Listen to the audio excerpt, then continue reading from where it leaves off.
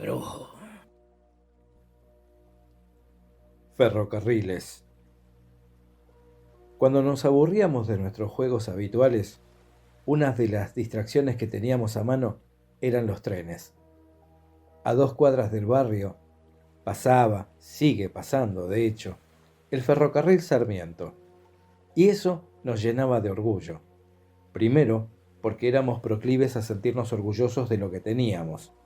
Nos parecía que el Club Morón era maravilloso, que la esquina de Guidospano y Blanco Encalada era estupenda y que Castelar era el mejor lugar del mundo.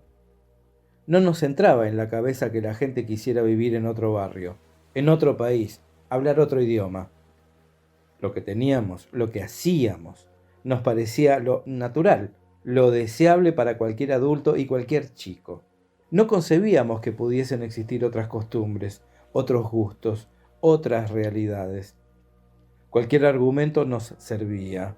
En Castelar mucha gente tenía teléfono, y eso en la Argentina de los años 70 sí que era un verdadero privilegio. Y nuestro ferrocarril era eléctrico, el único de la Argentina, junto con el ferrocarril Mitre, que corría en la zona norte del Gran Buenos Aires. Pero la zona norte nos quedaba lejos y nos tenía sin cuidado. Puertas neumáticas, 8 vagones cada formación, trenes al centro cada menos de 10 minutos. No teníamos nada que envidiarle a nadie. Y encima, las vías eran un lugar de juego, un lugar prohibido, por cierto. Nuestras madres ignoraban que frecuentábamos la barrera de Zapiola o el paso peatonal de Máximo Paz, o que salíamos a la vía en la calle sin salida de Bahía Blanca. Nos habían hecho prometer que jamás, pero jamás de los jamases, nos acercaríamos a las vías sin la debida custodia. Pero nosotros, que considerábamos que sus remilgos eran excesivos y que nuestras existencias eran inmortales, desobedecíamos sin remordimientos. En las vías podían hacerse un montón de cosas. Para empezar, ubicarse en el paso a nivel, encaramados en los caños de los andariveles para peatones, bien cerca del paso de los trenes, para sentir el vientito y la vibración de su peso de gigantes. Era toda una inyección de adrenalina. Pero lo mejor de lo mejor, era poner cascotes en la vía para que el tren los destrozara. Como éramos cándidos, pero no estúpidos, teníamos la precaución de poner las piedras a 50 o 60 metros de distancia, para ponernos a salvo de alguna esquirla que pudiera saltar y vaciarnos un ojo.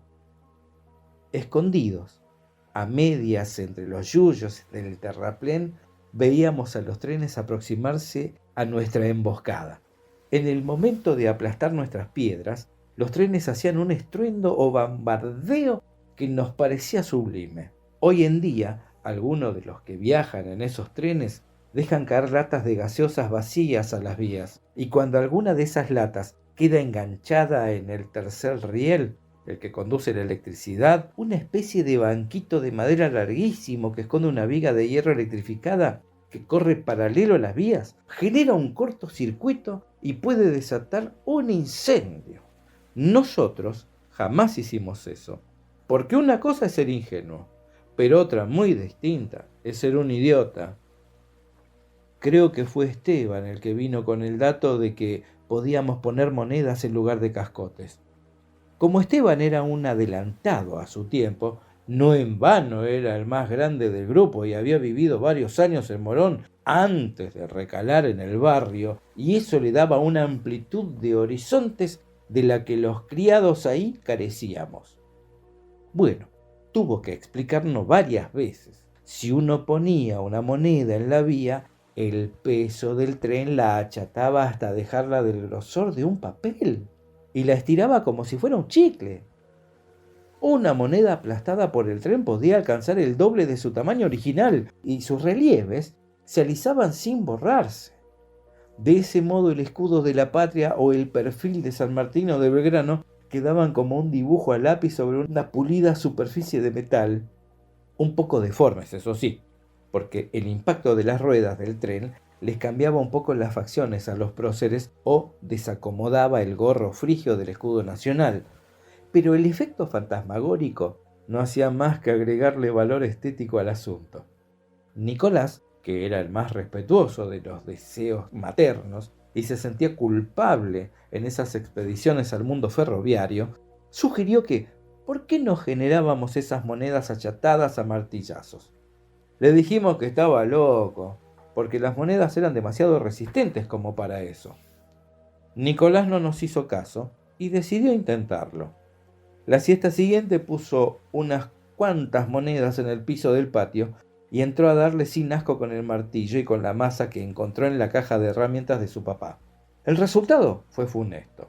Despertó a su mamá, cascó un par de baldosas del patio y a las monedas apenas les hizo algunas muescas y raspones. Cuando su madre por fin le levantó la penitencia y pudo salir a la vereda, exhibió con timidez el resultado.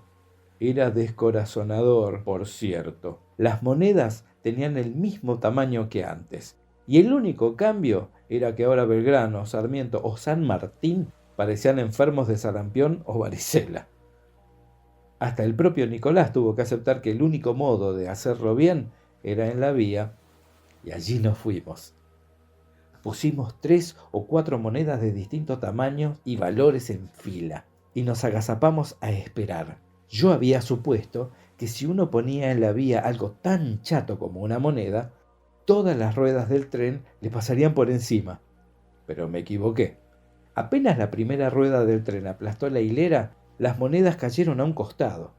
Mientras esperábamos que el tren terminase de pasar, nos mirábamos desilusionados.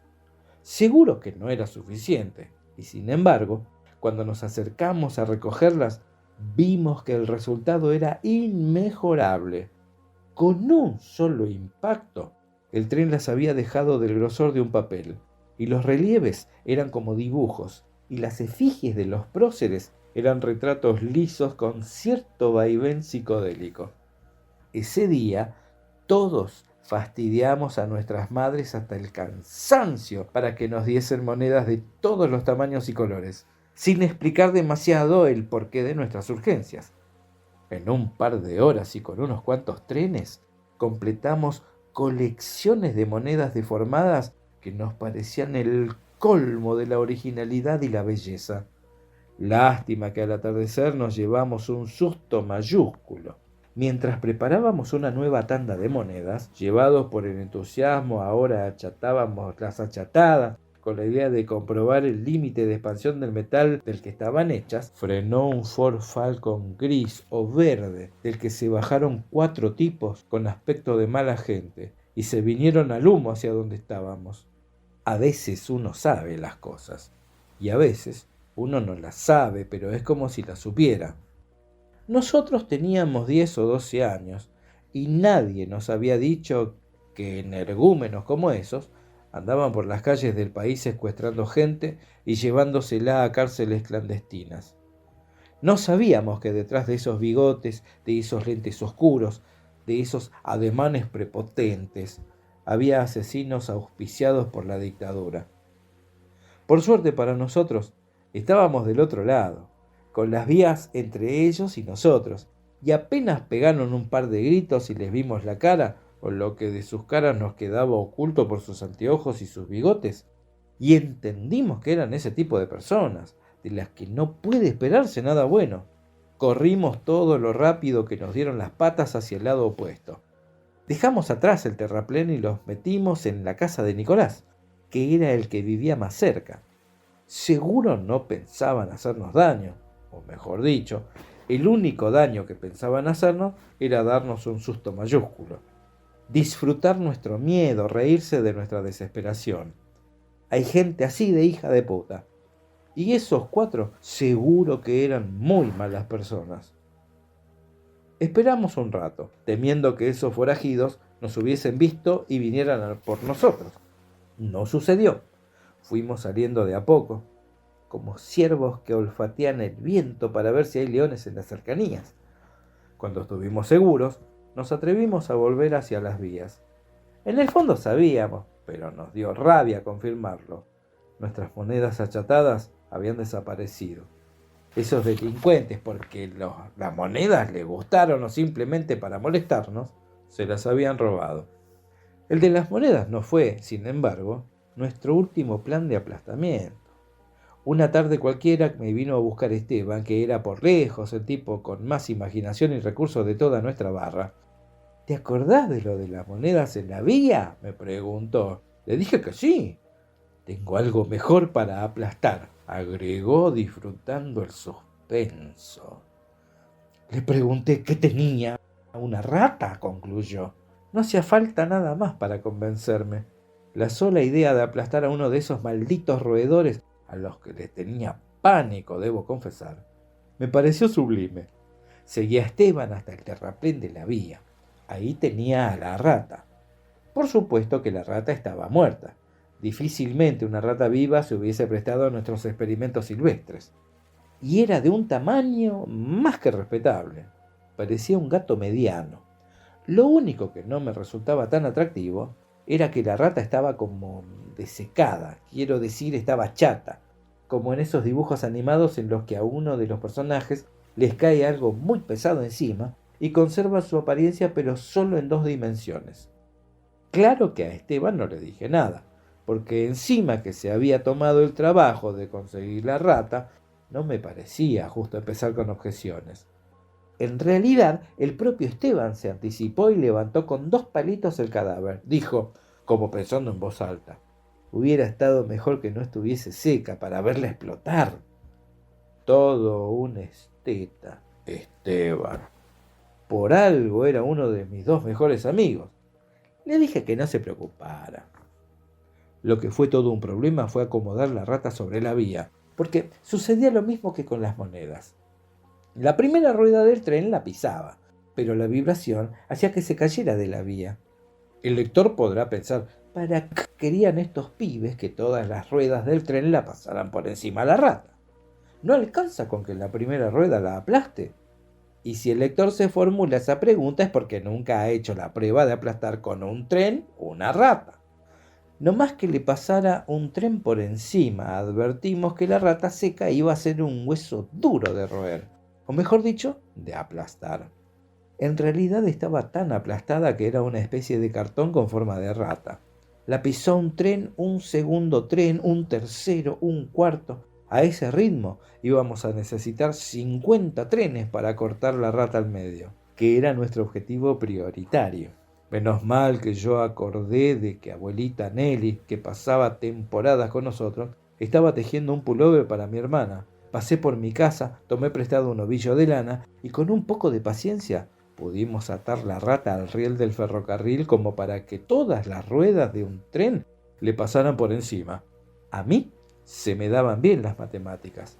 4 ejes por vagón, 8 vagones por tren, significaban 32 aplastamientos sucesivos sobre nuestra rata seca.